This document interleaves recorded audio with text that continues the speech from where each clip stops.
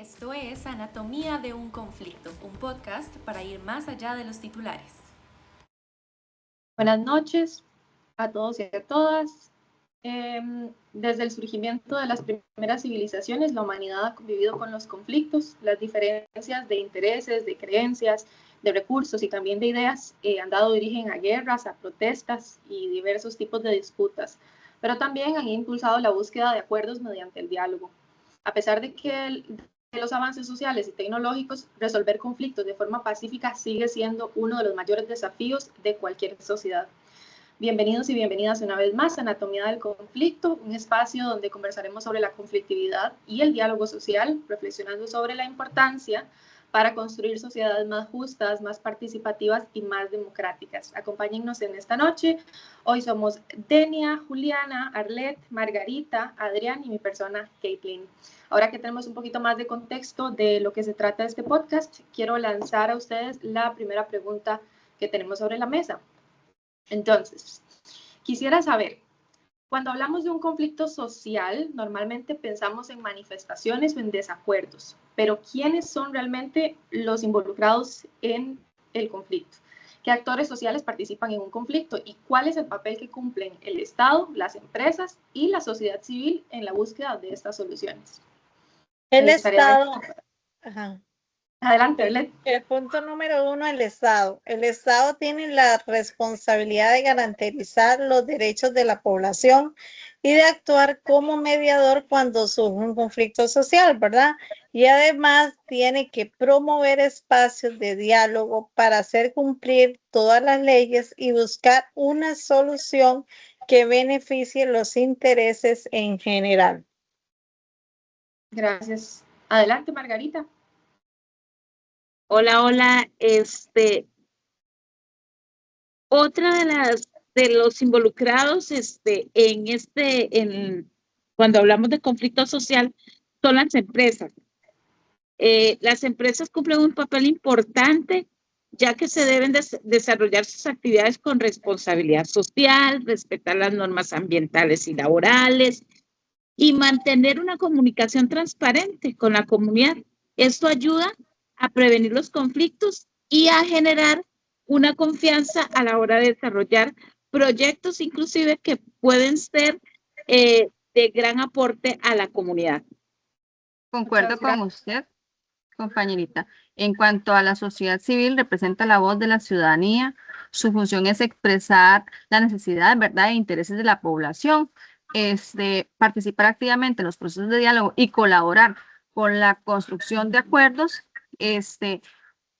Cuando la sociedad civil pues se involucra de forma responsable, es más fácil alcanzar soluciones duraderas y beneficiosas para todos en general. Muchísimas gracias a las tres. Definitivamente resolver un conflicto no depende solamente de quién tiene la razón, sino también de la capacidad de escuchar, de negociar y de construir soluciones en conjunto. Ahora me gustaría plantearles la segunda pregunta.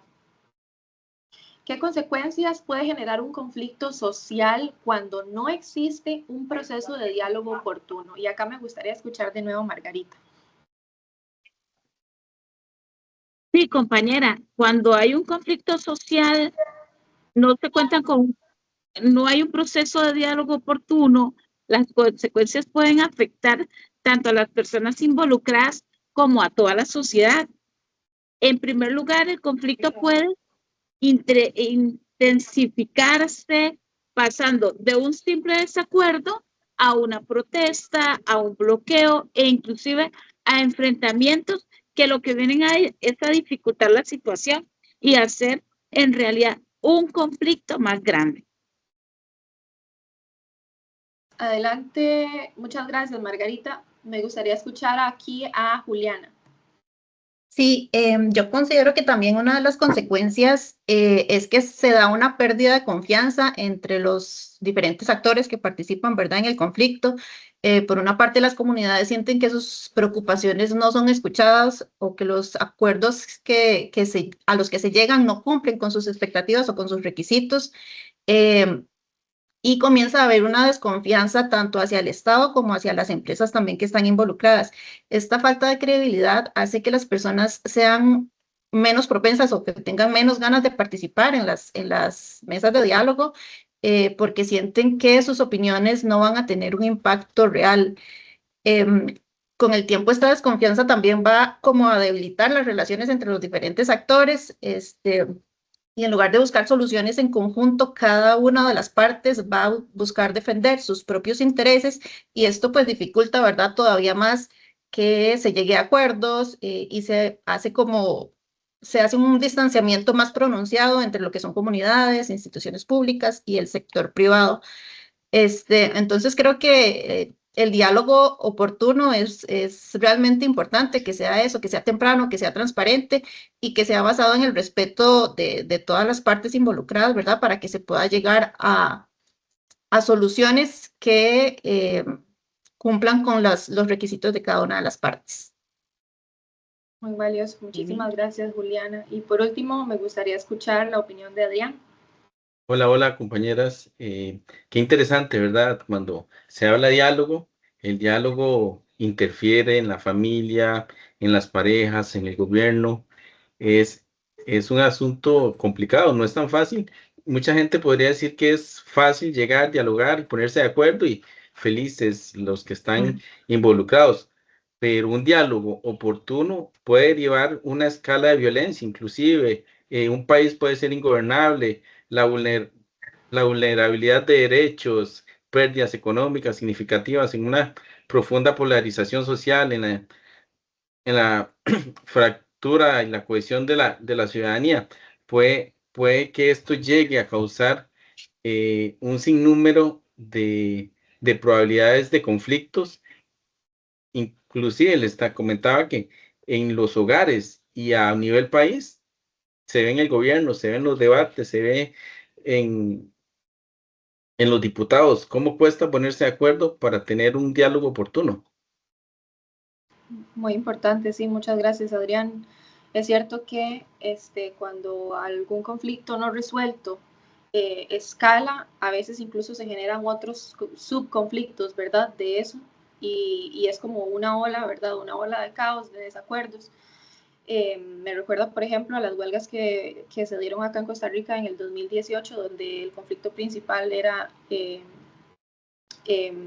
un plan de gobierno, bueno, un proyecto de ley, y a partir de ahí tuvimos un montón de otros problemas y de otros conflictos en la sociedad. Eso me lleva a la tercera pregunta. Me gustaría preguntarles si ustedes recuerdan algún otro conflicto social importante que haya ocurrido en Costa Rica y cómo se abordó, cómo se trabajó, qué sucedió. Acá me gustaría escuchar a Juliana, a Arlette y la opinión de los demás también. Sí, un caso que a mí me parece bastante interesante porque de hecho es un caso actual y es un caso importante para la industria turística, es la construcción del complejo turístico en Playa Panamá, en Guanacaste. Este es un proyecto que ha generado posiciones muy diferentes entre los actores involucrados, ¿verdad? Por un lado están los desarrolladores que consideran que pueden impulsar el turismo, traer inversión y generar nuevas oportunidades de empleo para la región.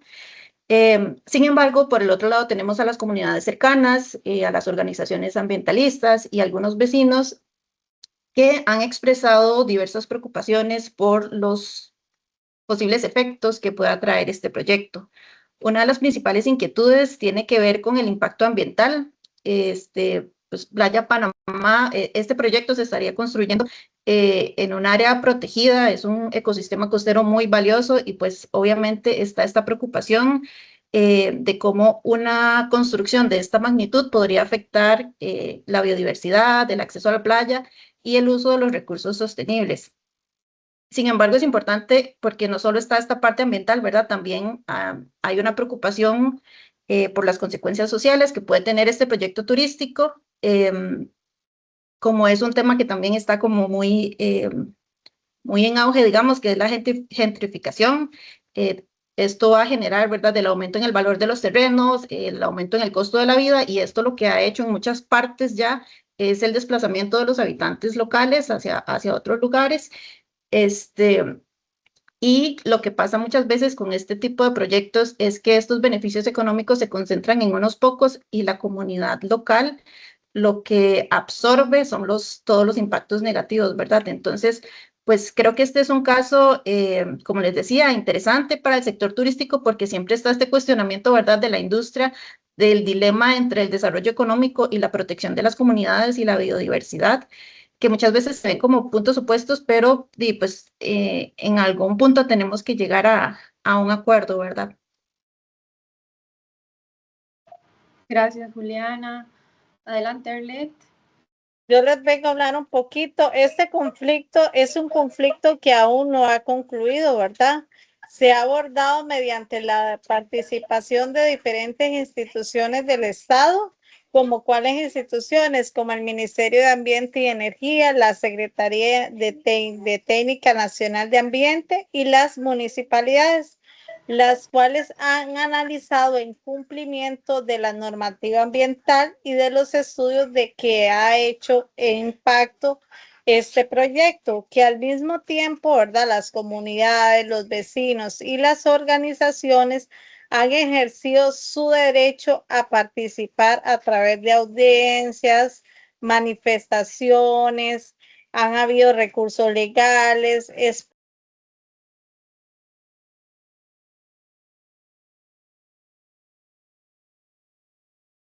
de diálogo.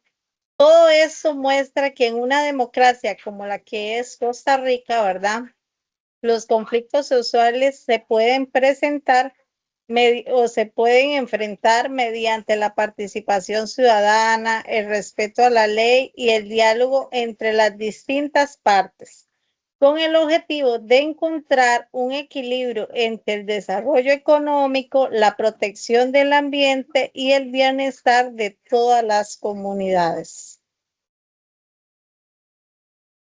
Muchísimas gracias, Arlet.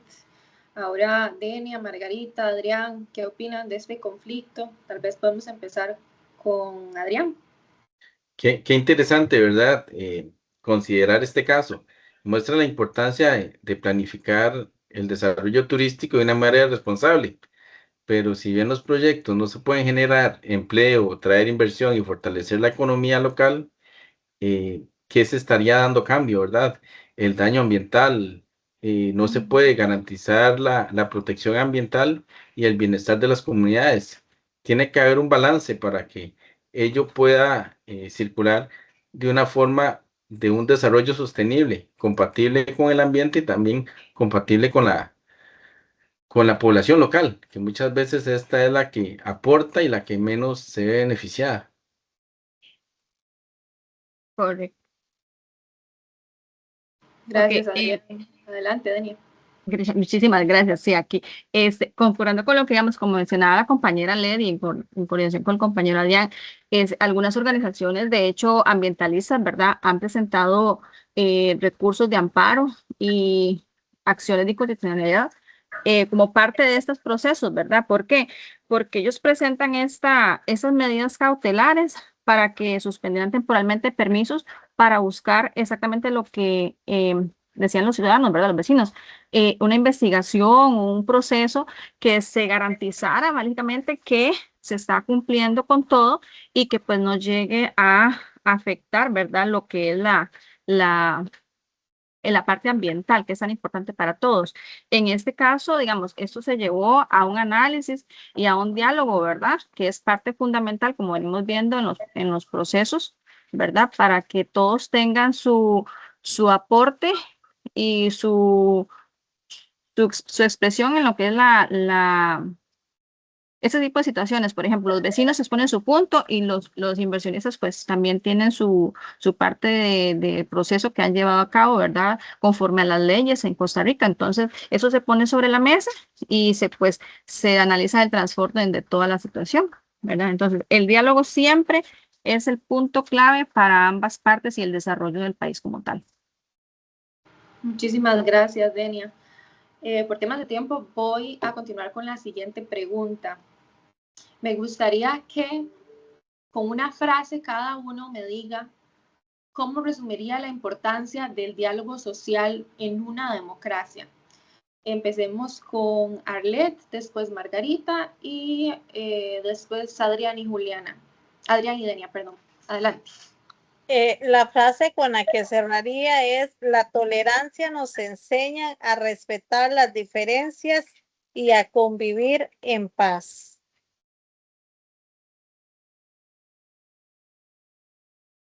Yo cierro mi participación con la frase: una democracia fuerte se construye escuchando las voces de los pueblos. Bonita. Yo cerraría con la frase: la democracia crece cuando aprendemos a dialogar y construir acuerdos. Interesante, ¿verdad? Cómo se generan frases en un conversatorio. Yo diría que el diálogo y la empatía son las mejores herramientas para resolver los conflictos. Esa sería mi frase.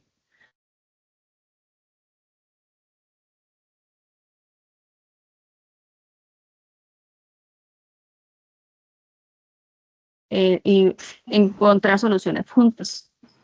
Es como abarca todo, ¿verdad? Un poco. Gracias, muchísimas gracias a todos, a todas. Con esa reflexión nosotros llegamos al final.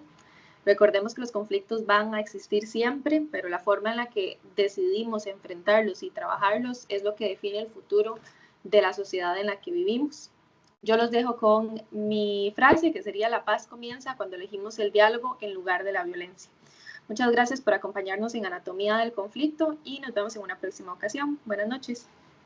Buenas noches. Buenas noches. Buenas noches, buenas noches. Gracias por sintonizar Anatomía de un Conflicto. Nos vemos después en otro episodio. Chao.